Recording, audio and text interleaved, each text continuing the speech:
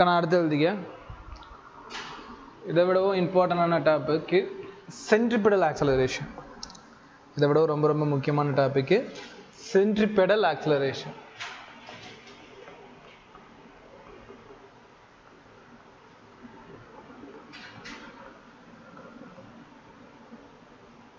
AC centripetal acceleration. இதுக்கு முன்னாடி slide help கண்டிப்பாக தேவை. முன்னாடி ஸ்லைடில் உனக்கு என்ன நடத்திருந்தேன் அப்படின்னா கணக்காவணி இந்த இடத்துல ஒரு முக்கியமான ஒரு பாயிண்ட் பார்த்துருந்தோம். Direction of the velocity will be change. இந்த டைரக்ஷன் பாரு இப்படி டெவலப் ஆக சென்டர் இந்த பாயிண்டா இதான சென்டர் பாயிண்ட். இந்த சென்டர் பாயிண்ட் நோக்கி ஒரு வெக்டர் டெவலப் ஆகும். ஃபைனலாக புரிஞ்சுக்கும். இப்போ இந்த இடத்துல இது டெவலப் ஆகுதா, அதுக்கேற்ற மாதிரி பர்பெண்டிகுலராக ஒரு வெக்டர் டெவலப் ஆகும் சென்டர் நோக்கி. இங்கிருந்து பர்பெண்டிகுலர் சென்டர் நோக்கி, இங்கே இருந்து பர்பெண்டிகுலரா சென்டர் நோக்கி. சரியா? இதுக்கு பேர் தான் ஏசி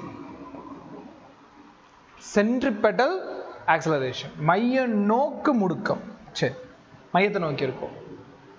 இது எதால டெவலப் ஆகுது அப்படின்னு பார்த்தோம்னா இந்த பாயிண்ட்னால, இந்த கடைசி பாயிண்ட் இருக்குல்ல,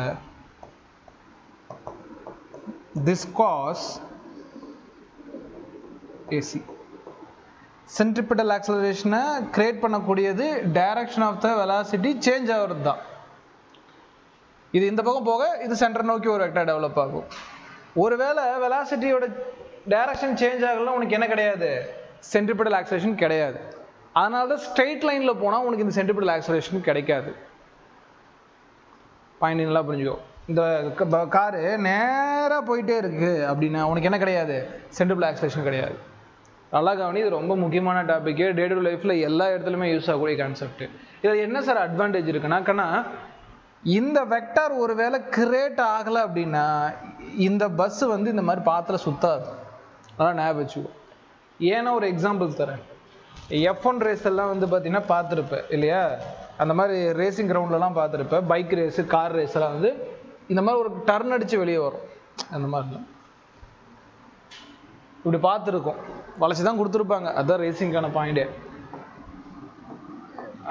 இப்போ பாரு, கார் இப்படி போகுது, இப்படி டர்ன் அடித்து இங்கே வேகமாக சுற்றி இங்கே வரும். ஓகேவா? போய் நல்ல டிரைவர் வளைச்சிக்கிட்டு அப்படி கொண்டு வரான். பைக்கில் போனாலும் வளைச்சிட்டு போகிறான் இல்லையா? அந்த டைமில் ஒரு வேளை இந்த இடத்துல என்ன கிரியேட் ஆகுது பாரு, இங்கே மட்டும் வாட்ச் பண்ணு. இந்த இடத்துல மட்டும் என்ன கிரியேட் ஆகுது, circular path, imaginary circular path create ஆகுதா? அப்போ இந்த இடத்துல வளையிறப்ப என்ன கிரியேட் ஆகும், இது ஒரு சர்க்குலர் பாத் தான். இந்த இடம் சர்க்குலர் பாத் கிடையாது.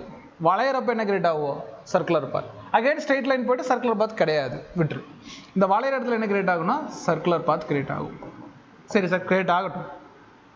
கரெக்டாக அந்த காரோ இல்லை பைக்கோ இங்கே வரப்போ, சர்க்கிள் அடித்து ஆர்க் அடித்து வரப்போ அவனோட என்ன மாறும், வெலாசிட்டியோட டைரக்ஷன் சேஞ்ச் ஆகும். அப்போ என்ன ஆகும்னா உள்நோக்கி சென்டர் நோக்கி என்ன கிரியேட் ஆகும், சென்ட்ரிபெடல் ஆக்சலரேஷன் கிரியேட் ஆகும். அது மூலமாக என்ன ஆகும்னா இந்த கார் வளையிறப்போ இனர்ஷியா மூலமாக வெளியே தூக்கி அடிக்கப்படும். என்ன சார் இனர்ஷியா? ஏன்னா இந்த கார் இந்த இவ்வளோ நேரம் என்ன ஆகிட்டு இருந்துச்சு, நேராக போயிட்டு இருந்துச்சு. சடனாக உடஞ்சாலும் கார் எங்கே தான் போக ட்ரை பண்ணும், நேராக தான் போக ட்ரை பண்ணும். அது பேர் தான் இனர்ஷியா. சார் நான் வண்டி வச்சு வளைச்சிருவேனே, இன்ஜின் இருக்கு, எது இருந்தாலும் சரி, இந்த கார் நேராக போச்சுன்னா அது நேராக தான் போக ட்ரை பண்ணும், வளையலாம் அதுக்கு ஆசை கிடையாது. அப்போ அதிகபட்ச வாய்ப்பு இது வேகமாக போகிறப்போ இந்த பக்கம் வளையிறப்போ ட்ரிஃப்ட் அடித்து விழுந்துடும். அதுதான் பாயிண்ட். ஆனால் அந்த மாதிரி ட்ரிஃப்ட் மேக்ஸிமம் அடையக்கூடாதுன்னா அவன் கரெக்டாக என்ன பண்ணும், பார்த்தா சர்க்குலராக கிரியேட் ஆகணும். சர்க்கிள் பாத்தில் வரப்போ உள்ளே என்ன கிரியேட் ஆகும், சென்ட்ரிபெடல் ஆக்சலரேஷன். கார் வெளியே தூக்கி போகிறப்போ இந்த சென்ட்ரிபெடல் ஆக்சலரேஷன் என்ன பண்ணும், உள்ளே இழுத்துரும். அப்போ ரெண்டு பேலன்ஸ் ஆகி கார் ட்ராவல் பண்ணும். இந்த பாயிண்ட் வந்து பார்த்தீங்கன்னா நல்லா பாயிண்ட் புரிஞ்சுக்கோ.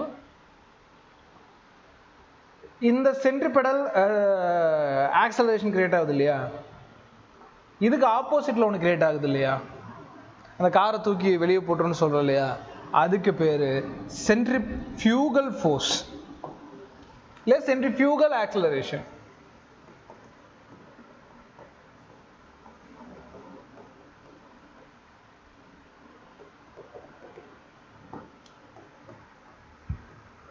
மைய விலக்கு முடுக்கம், பாயிண்ட் புரிஞ்சு ட்ரை பண்ணு. இது பேரு மைய விலக்கு முடுக்கம், இது மைய நோக்கு முடுக்கம். இது ரெண்டும் சரிசமமா இருந்துச்சுன்னா கார் எங்கேயுமே வளையாது. ஸோ இதோட காரணத்தினால்தான் எந்த ஒரு வளைவுமே வட்ட வடிவில் அமைச்சிருப்பட்டிருக்கும். ஃபார் எக்ஸாம்பிள், ஒரு ரோடு முடியுது, ஒரு பாலம் முடியுதுன்னா இப்படி முடிஞ்சு இப்படி திரும்பாது. எந்த ஒரு பாலமும் இப்படி கட்டியிருக்க மாட்டாங்க, இப்படி வந்து கொஞ்சம் தூரம் எடுத்து இப்படி தான் கட்டியிருப்பாங்க. நீ எந்த பாலம் வேணாம் பார்த்துக்க, வளையிறப்ப என்ன பண்ணுவாங்க, இப்படி டைரக்டா ரோடு இப்படி இருக்காது, ரோடு வந்து இப்படி பெண்டாகி தான் கொண்டு வருவாங்க. ஓகேவா? ஏன்னு கேட்டேன்னா அவன் வளையிறப்போ என்ன சேஞ்ச் ஆகும், அவனோட டைரக்ஷன் சேஞ்ச் ஆகும். டைரக்ஷன் சேஞ்ச் ஆகுறப்போ அவனை காப்பாற்றக்கூடிய ஒரே பாயிண்ட் சென்ட்ரிபெடல் ஆக்சலரேஷன். அப்போ சென்ட்ரிபெடல் ஆக்சலரேஷன் வரணும்னா அவன் என்னத்தை கிரியேட் பண்ணணும், ஒரு சர்க்கிள் பார்த்து கிரியேட் பண்ணணும். அப்போ இந்த இடத்துல மட்டும் என்ன கிரியேட் ஆகுது, ஒரு சர்க்கிள் பார்த்து கிரியேட் ஆகுது. எந்த அளவுக்கு இது வளைஞ்சிருக்கோ, இது எந்த அளவுக்கு வளைஞ்சிருக்கோ அவன் கீழே விழுறதுக்கான வாய்ப்பு கம்மி. அதே மாதிரி இந்த இடத்துல அதிக ஸ்பீடில் போகக்கூடாது, வார்னிங் வச்சுருப்பாங்க. இந்த ஸ்பீடுக்கு மேலே போனால் ஈவன் சென்ட்ரிபெடல் ஆக்சலரேஷன் என்ன பண்ணாது, காப்பாற்றாது. எது அதிகமாகிடும், சென்ட்ரிஃபியூகல் ஆக்சலரேஷன் அதிகமாகி வெளியே போயிடும். அப்போ ஸ்பீடும் முக்கியமான ஒன்று தான். அது இப்போ நான் கொஞ்ச நேரத்தில் ஃபார்முலா போகிறப்போ உனக்கு காட்டுறேன் ஏன் ஸ்பீட் ரொம்ப ரொம்ப முக்கியமான பாயிண்ட். சரி, ரைட், ஓகே, கனாலிசன். அப்போ இந்த இடத்துல இந்த பாயிண்ட் ஞாபகம் வச்சுக்கோ, வெலாசிட்டியோட டைரக்ஷன் சேஞ்ச் ஆகுதுல கிரியேட் ஆகக்கூடியதான் சென்ட்ரிபெடல் ஆக்சலரேஷன். இந்த சென்ட்ரிபெடல் ஆக்சலரேஷன் டுவர்ட்ஸ் சென்டர் நோக்கி இருக்கும், சென்டர் நோக்கி இருக்கும். லிசன், இதுலயே இன்னும் உனக்கு இன்னொரு பாயிண்ட் கூட சொல்லித்தரேன். ஒரு சர்க்கிள் பாத் எடுத்துக்கிறேன், ஏன்னா சர்க்கிள் பாத் மஸ்ட்.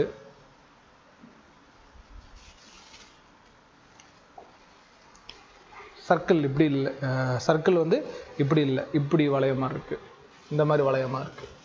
சரியா? உனக்கு புரியுதுக்காக இப்படி இருக்க வளையத்தை இப்படி போட்டிருக்கேன். ஸோ அதனால் பார்க்க இப்படி தெரியும். ஓவல் ஷேப்பில் சர்க்கிள் தான், இது கொஞ்சம் நேராக வச்சு பார்த்தா சர்க்கிளாக தான் தெரியும். சரி, இப்போ ஏன் எடுத்திருக்கேன்னா ஒரு ஆள் இருக்காருன்னு வச்சுக்கலாம். அவர் கையில் வந்து ஒரு கயிறு ஒன்று கட்டிக்கிட்டாரு, பிடிச்சிக்கிட்டாரு ஏதோ ஒன்று. அந்த கயிறோட எட்ஜில் வந்து ஒரு கல், ஒரு ஸ்டோன் ஒன்று கட்டிக்கிட்டாரு. இப்போ என்ன பண்ண போறோம்னா சுத்த போறாரு. சரியா? சுத்துறாரு அப்படின்னா பாயிண்ட் புரிஞ்சுக்கோ, சர்க்கிள் பார்த்த கொடுக்குறாரு. யாருக்கு கொடுக்குறாரு? இந்த ஸ்டோனுக்கு சர்க்கிள் பார்த்த அவரு தெரிஞ்சோ தெரியாமல் அப்ளை பண்ணுறாருன்னு வச்சுக்கலாமே. அப்போ நீ சயின்ஸாக வந்துடணும். சென்ட்ரு அது கொடுத்த உடனே ரெண்டு ஃபோர்ஸ் டெவலப் ஆகும். ரெண்டு ஆக்சலரேஷன் சொன்னாலும் ஓகே. இப்போ கொஞ்சம் இந்த வார்த்தையை மாற்றுறேன், ரெண்டும் ஒன்று தாங்கண்ணா. F = ma ஒரு ஃபார்முலாவில் ஆக்சலரேஷன் கொடுத்துருப்பேன், அது எதுக்கு ஈக்குவலாக இருக்கும்? ஃபோர்ஸ்க்கு ஈக்குவல். அப்போ ரெண்டு கான்செப்ட்டுமே ஒன்று தான். ஃபர்ஸ்ட் நான் ஃபோர்ஸ் சொல்லி கொடுத்துறேன், அது ஆக்சலரேஷனோட நீ கம்பேர் பண்ணிக்கலாம், ஒன்றும் பிரச்சனை இல்லை. இந்த கல் வந்து பார்த்தீங்கன்னா சர்க்கிள் பாத் எடுக்கிறப்போ ரெண்டு வகையான விஷயம் டெவலப் ஆகும். ஒன்று, இந்த சர்க்கிள் பாத்தை விட்டு வெளியே போக ட்ரை பண்ணும், அதுக்கு பேர் centrifugal acceleration or centrifugal force, மைய விலக்கு விசை. இன்னொன்று, டைரக்ஷன் சேஞ்ச் ஆகிறதுனால உள்ளுக்குள்ள என்ன டெவலப் ஆகும்? ஏசி டெவலப் ஆகும். Centripetal acceleration or centripetal force. ரொம்பலாம் குழப்பிக்க. ஒரு சர்க்கிள் பார்த்து எடுக்கிறப்போ கல்லோ இல்லை எந்த ஒரு ஆப்ஜெக்டோ, பைக்கோ, காரோ, எது சர்க்கிளை பார்த்து, நம்மளோ எது சர்க்கிளை பார்த்து எடுத்தாலும் ரெண்டு வெக்டர் கேட் ஆகும். ஒரு பக்கம் அந்த வளையத்தை விட்டு வெளியே போக ட்ரை பண்ணக்கூடிய சென்ட்ரிஃபியூகல் ஃபோர்ஸ், ஒன்று வளையத்துக்குள்ளே வர வைக்கக்கூடிய சென்ட்ரிபெடல் ஃபோர்ஸ். இந்த ரெண்டு ஃபோர்ஸ் இருக்கும் பார்த்தீங்களா? இந்த ஃபோர்ஸ் வந்து பார்த்தீங்கன்னா நல்லா பாரு, ஒருவேளை சென்ட்ரிஃபியூகல் ஃபோர்ஸ் அதிகமாக ஆயிடுச்சு அப்படின்னா இந்த கல் என்ன பண்ணா, இந்த கயிறை பிச்சுக்கிட்டு வெளியே போயிடும். இது கயிறுன்னு கிடையாது. இப்போ கார் இருக்குன்னு ஏன் சர்க்கிள் பார்த்து எடுத்தா கூட சென்ட்ரிஃபியூகல் ஃபோர்ஸ் அதிகமாகிடுச்சு என்ன பண்ணிடும், அந்த ட்ராக்கை விட்டு வெளியே கவுந்துரும். Point number 1. இல்லை சார் சென்ட்ரிபெடல் ஃபோர்ஸ் வந்து அதிகமாகிடுச்சு அப்படின்னா கல் உள்நோக்கி வந்து இவர் அடிச்சிடும். நல்லா பாயிண்ட் புரிஞ்சுக்கணும். அப்போது கண்ணா நல்லா ஞாபகம் வச்சுக்கோ சார். அப்போ சென்ட்ரிபெடல் ஃபோர்ஸ் அதிகமாக இருந்தால் என்ன ஆபத்து, அது உள்ளே வந்துடும். இந்த கயிறோட ஃபோர்ஸ் இந்த பக்கம் அதிகமான உள்ளே வந்துடும். இதே சென்ட்ரிஃபியூகல் ஃபோர்ஸ் அதிகமான வெளியே போயிடும். ரெண்டும் சமமாக இருந்துச்சுன்னா உள்ளே இழுக்கிறதும் வெளியே இழுக்கிறதும் சமமாக இருந்தால் அது அழகாக என்ன ஆகிட்டே இருக்கும், சர்க்கிள் பாத்தை எடுத்துக்கிட்டு சுற்றிக்கிட்டே இருக்கும். பாயிண்ட் புரியுதா? அப்போ என்ன ஆகும், for circular path, for circular path, for circular path centrifugal force equal to centripetal force இல்லையா? Centrifugal acceleration equal to centripetal acceleration. புரியுதா? இது கண்டிஷன், இதுதான் கண்டிஷன்.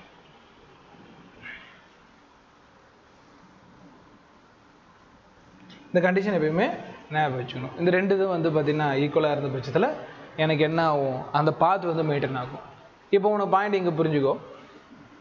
அப்போ டைரக்ஷன் சேஞ்ச் ஆகிறப்போ இந்த சென்ட்ரிபெடல் ஆக்சலரேஷன் கரெக்டாக யூஸ் ஆகணும்.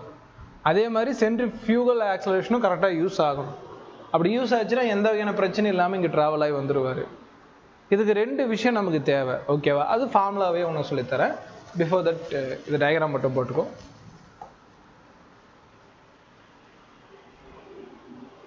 இது எழுதிக்க, இந்த காஸ்ட் எழுதிக்கோ. எதனால வந்து பார்த்தீங்கன்னா ஆக்சுவலாக இந்த ஏசி டெவலப் ஆகுது அப்படிங்கிறது எழுதி வச்சுக்கோ.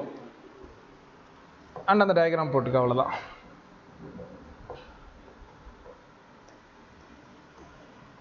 டுவார்ட்ஸ் சென்டர் நோக்கி இருக்குது. அதே மாதிரி லிசன் இந்த வெலாசிட்டியும் சென்ட்ரிபெடல் ஆக்சலரேஷனும் ஆர்த்தோகோனல். ரெண்டு நோட்டில் எவ்வளோ டிகிரி இருக்கும், 90 டிகிரி இருக்கும்.